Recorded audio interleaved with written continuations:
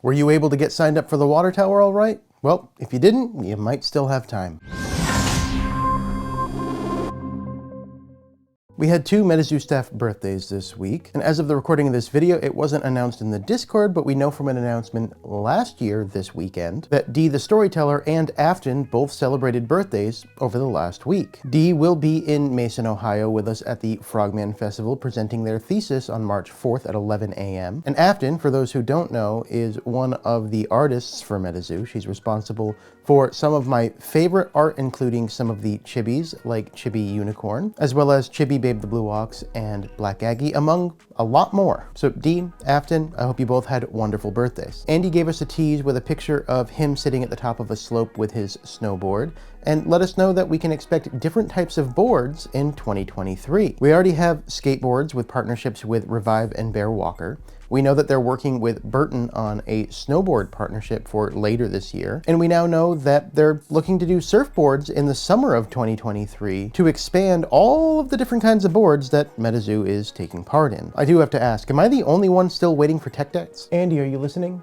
Tech decks. We got a tease of the arcade art, this one showing the bottom of a screen showing the scores of a Mothman, Bigfoot, and Loveland Frogman. So we do know 3 of the playable characters that are going to be in the arcade game. We also know that these are going to disperse arcade series cards, so they will dispense cards to winners. And Mike had also mentioned that they are going to be all around the US and they're going to bring special ones to conventions in the future. If you're among the group that is waiting for your Gilded Kickstarter cards, or among the group that got the cards but not all of them were Gilded, which is the camp that I was in, MetaZoo has decided to move the Gilded poker card distribution in-house because of issues with the supply chain with Faded Spade. Now, because of this, the poker cards that they're going to be doing in-house, the hollow card in each deck is going to have a special hollow pattern, since it's going to be done in-house on the MetaZoo printers. And each deck is going to come with a sealed promo as a thank you for the patience that you've had waiting for these Gilded decks. The shipments for these are expected to be in late February or early March. We've had a number of native teases this week, and I did touch on a lot of these in a video earlier in the week. You can catch that right up there if you want.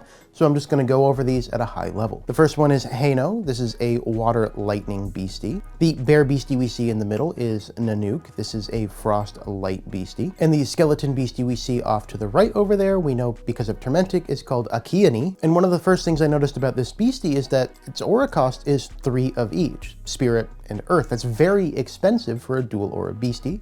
But with the fusion auras being introduced in native, hopefully that's going to be manageable. We also got to look at the full lineup of native products this week. We got to look at all 4 booster box designs, which all feature Piasabird. The background on all 4 booster boxes is inspired by 4 different Native American tribes. The release event box for native will feature Nanook on the cover. The spellbook here is my favorite spellbook they've released so far. There's a tan hide with some string for the binding, and the border of the spellbook is done with red and blue arrows in the Native American style. We got to look at all 4 blister pack promos, though we don't know the name of all of them. The most important one, in my opinion, is Ravenmocker. This Ravenmocker is a 1 dark 2 spirit beastie, and this isn't the same tease that Tormentic had on his channel, so if you want to check that out, I will have a link at the end of the video for that. He got a specific tease for Ravenmocker from MetaZoo. We also have this 2-headed Ice Fox, which is 1 water 2 frost. A light dragon with the markings very similar to Cumberland Dragon, which is 3 light. And we have this horned arachnid, which is 1 forest and 2 earth. For theme decks, we have a frost forest theme deck with Adlet, an earth forest theme deck with Ayatiku Mother Corn, a cosmic light theme deck with the 7 maidens, a water light theme deck with Cecitl,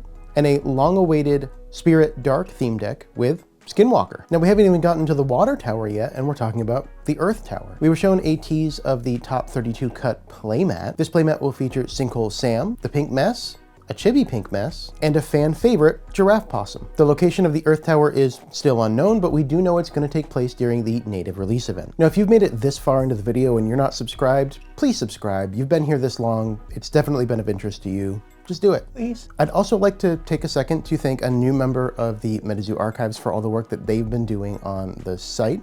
You'll notice that there's a bunch of different product archives pages.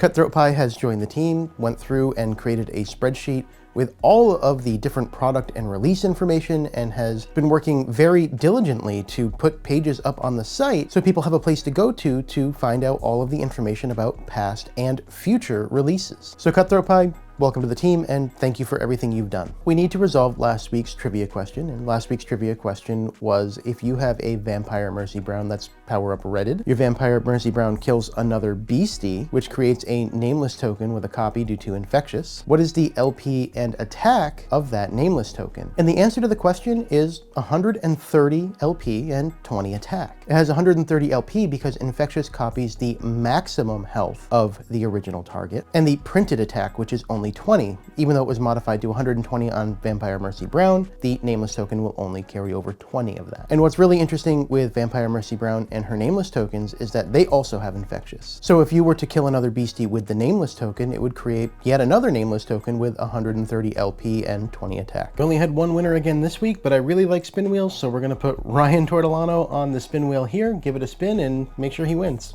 Congratulations, Ryan. And for this week's question, how many cards in MetaZoo specifically state that they cannot be affected by other pages? Now for the top story, you're probably getting sick of hearing about the water tower, but we're gonna talk about it anyway. We gotta look at the Towercaster jersey for 2023, and it looks like there's two variants. One that's a very simple design with a tower, and one with a couple beasties on it. We have the Chibi Agua and Mishi Peshu on the front, and the Adult Agua and Loveland Frogman on the back. Now, could both of these designs be going to the Towercaster, or do these really represent two different versions, one for the Towercaster, most likely the one with the beasties, and one designed for the 3 people that are going to be elected to defend the tower? It was confirmed that there will be multiple different kinds of jerseys at the event. There will be a general jersey, a caster jersey, top 32, top 16, quarterfinalist, finalist, and Towercaster jerseys. So if you're attending the Tower event and you're not participating, you can still get a jersey if you want one. Now, it's interesting when talking about jerseys, it was also mentioned that Chibi Snipe is eventually going to be on a jersey. So this all but confirms that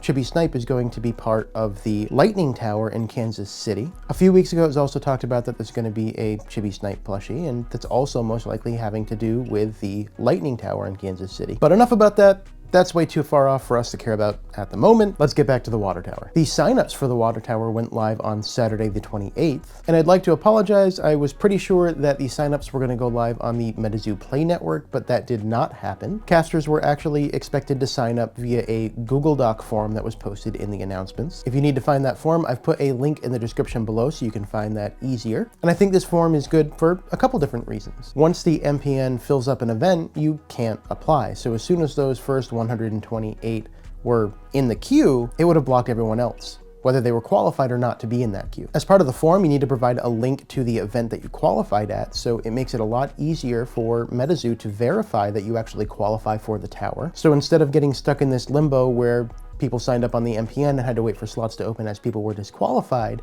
MetaZoo can then compact that list themselves from everybody that applied. Now, obviously, the downside to this is transparency, and MetaZoo doesn't typically have too much of a problem with transparency, but with something like the MetaZoo Play Network, we can see publicly how many people are signed up at any given time. With a form like this, that information is private. So as of right now, we have no idea if 100 people signed up. We have no idea if 500 people signed up. I am sure that MetaZoo will make that information public in the future, but it is one downside to doing the form approach, but in my opinion, the benefits outweigh the con of not knowing. So like I said, if you missed that, the link is in the description below so you can access that easier.